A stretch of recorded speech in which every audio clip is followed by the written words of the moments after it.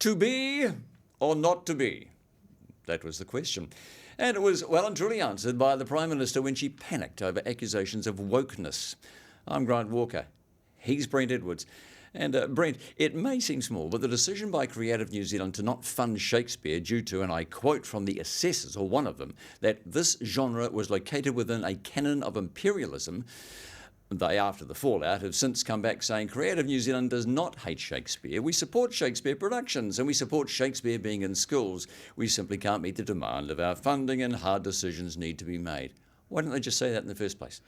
Well, I think it was one individual who obviously, kind of went off. But why put that in there? I know. When it was going to be picked up? Because, a lot of Shakespeare productions, a couple I've seen, they actually here in New Zealand do include sort of Maori haka and other stuff. I mean, it's people can take Shakespeare and put their own imprint on it too. Yeah. It's not, and I mean, but it was interesting because of that, and then of course critics were then blaming the government. This is all the government's wokeness, even though no minister would have had any input into that decision. But all of a sudden, a little bit of extra money was found to ensure that the Sheila Wynne program could continue. And that provoked then, I think, some criticism elsewhere because, like for instance, you've got the tertiary education staff taking action over pay, and the reaction from both the Minister, Chris Hipkins, and from the Prime Minister is, well, that's not a matter for us. That's... Until it is. They very quickly responded to the small matter. Yeah, because the PM looked in a teacup. Look, it was and saw the world headlines. Well, yeah, and even though it was not the government's, as in the ministers making this decision, it was politically damaging for the government, therefore acted very quickly. Yeah, so one assessor said something that perhaps they should not have put in the big report that they put out. And of course, wokeism is what everyone is claiming is happening right now. But these claims are not going away, are they? And people, when they see something like this, they're going to say, wokeism, here we go. And the PM's really left in little choice. Well, in this situation, and it's a narrative, obviously, that political opponents of Labor are jumping on all the time, and it probably goes back to the previous Labor government under Helen Clark when, the light bulbs issue, and kept on being attacked over some of those issues. And so I think the Prime Minister will be well aware of that these criticisms are being made. A number of them are ill-founded, but there's just a narrative that critics are jumping on, and particularly perception's everything. Perception is everything. Some are now saying that any time you attack policy or decisions, you're also being racist. Well, I don't know about that. I don't think it's every time you attack policy or decisions. I mean, it obviously the issue of co-governance creates debate, and where there is some criticism going back the other way of people. What I'm saying is that when you criticise something, regardless of what it is, and you get someone or a minister coming back to you accusing you of racism, you've got nowhere to go. Well, I mean, that's largely, I think, as I say, confined to the debates around co-governance. I mean, there are a whole lot of other areas of disagreement, political disagreement, where that's not raised. Yeah, it's good open government, though, isn't it, this?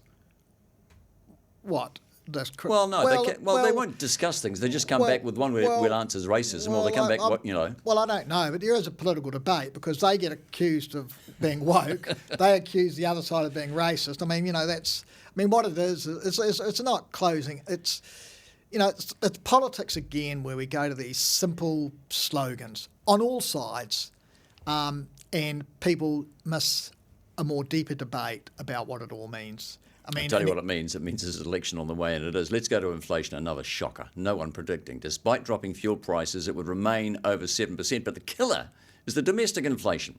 The worst since records began. Veggies, for example, fastest rate in 22 years. Plus construction costs and rentals, that the government, remember, said wouldn't rise. And yes, council rates.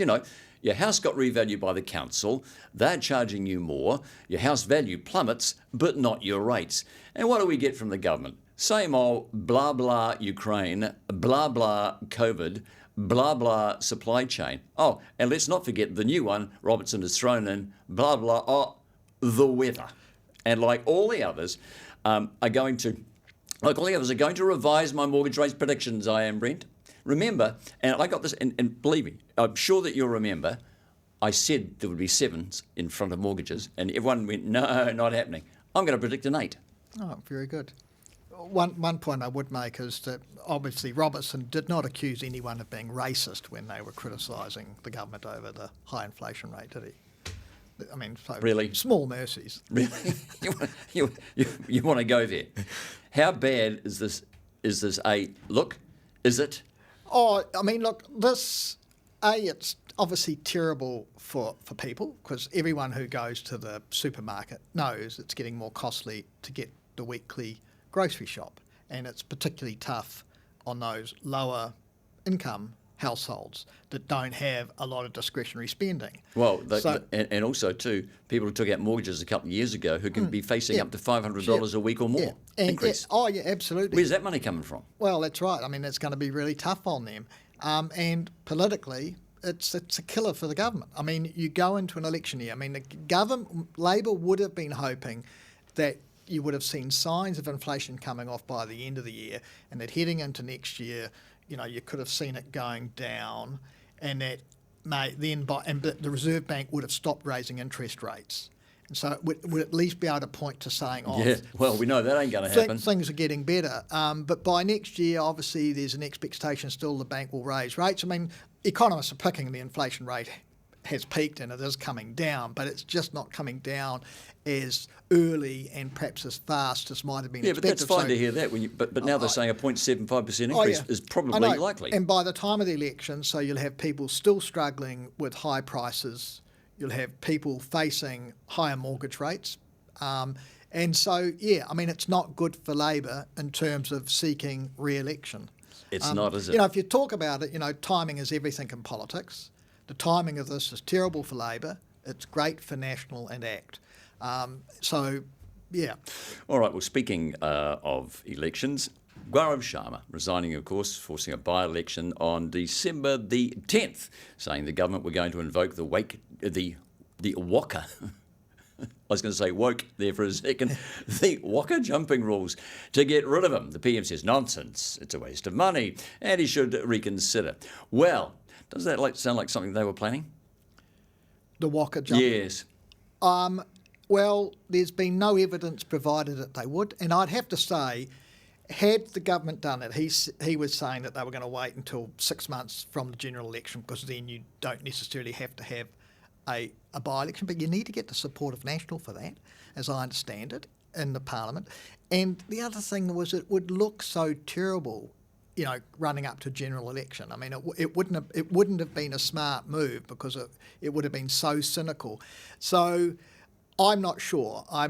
He's said a lot of things over the last couple of months and hasn't been able to prove them. Obviously, he's fallen out with the Labor Party and he's not popular with them, and they're gone. They've expelled him. But yeah, look, there's no evidence that he's provided that was the case.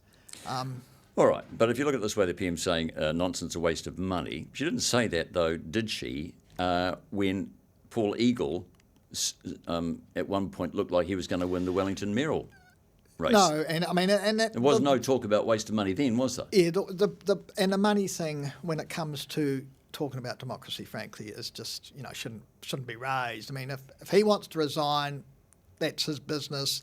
And maybe actually, to be honest, for the voters of Hamilton West, given everything that's gone on, they elected him as their MP. But when they elected him as his MP, it was as the Labor candidate. So there may well be a fair number of voters who say, well, we want to have another... No, hang on. You get your party vote as well. So you can't turn around and say we only elected him because he was the Labor candidate, because they might have ticked Labor as your party vote. Yeah, but he stood as a Labor candidate, so I'm arguing actually it's a fair point to say have a by-election. Now, if they still support him, they'll re-elect him, the MP in the by-election. Yeah, we know it's not going to happen. So who's going to win this by-election? And how big a win does it need to be to finally show how bad, by the Nats, to show how badly this government are going to lose the Treasury benches? Well, it was a seat that had been held by National previously, and clearly... So they have to win it, but not only win it, but they have to win it well. I mean, people are going to make all sorts of judgments after the by-election and what it all means. I mean, all I can say is that it's an absolute distraction for the government. It's not what they wanted. like Shakespeare. It's not what they would have wanted. Actually, to be honest, from National's perspective, yeah, they'll want to do well. I mean, if they, but who's going to make it? As long as they win it, then that's a victory for them. One of the good things. But the pundits will say if they don't win it big, it's a loss for them. Well, some of the pundits will. And I guess there will be some pressure because actually, it's quite a nice dry run for Christopher Luxon. He's going to go into a general election next year as leader and go into that. So this gives a bit of a dry run for him to get his training wheels on in the lead up. I'd imagine that the Prime Minister Jacinda Ardern may stay away from it quite a bit if they've got a good feeling that they're not going to clearly win. Which brings us briefly to Winston, who said just last weekend as he tried to emulate a phoenix rising out of the fire for what seems like the 77th time. Actually, I'm sorry. I'm getting confused with his age. You heard it here first 3 or 4 weeks ago. I know, but he said again a snap election is on its way, which I asked you weeks ago. But is it not better to go now when things are close, and they are close-ish in the polls, then wait till next year when things could really be ugly? Put it this way, is it more likely now than it was 3 weeks ago? No, because look, you can. I thought you might say yes. You can only justify a snap election if you've lost the confidence of the House. And Labor has a majority in its own right. But they might believe they've lost the confidence of the people. Well, and also, with the Green Party, it would be so cynical. It would rebound. Are you telling me that there's no room for cynicism in politics? Well, I think they're smart enough to know the public would see through it very quickly, and the likelihood would be a really negative rebound at any election. I think they're just going to suck it up and go into next year and try and argue their case. They know actually that the circumstances are against them, but going early, that would not do them any good whatsoever. Oof. All right, well, I don't know about you, Brent, but it's time for a bit of a lie down. This talk fest has tired not only you but me out. Now, it'll take a week to recover. Briefly, next week, apart from the PM going where she's, believe it or not, going to get a warmer reception than most places, Antarctica. Apart from that, anything else happening? Oh, well, I think you'll see the continuation of the debate on the fair pay agreements, and maybe next week that will go through. They've gone through committee stages trying to push it through.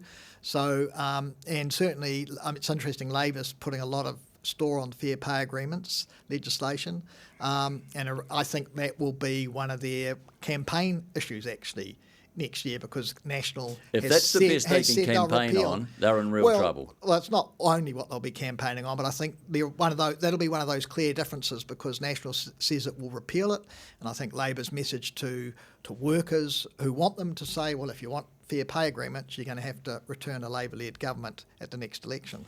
And I'm going to have to return an MBR political editor at the next program. Thank you, Brent. Do appreciate it, and we appreciate you watching or listening. Thank you.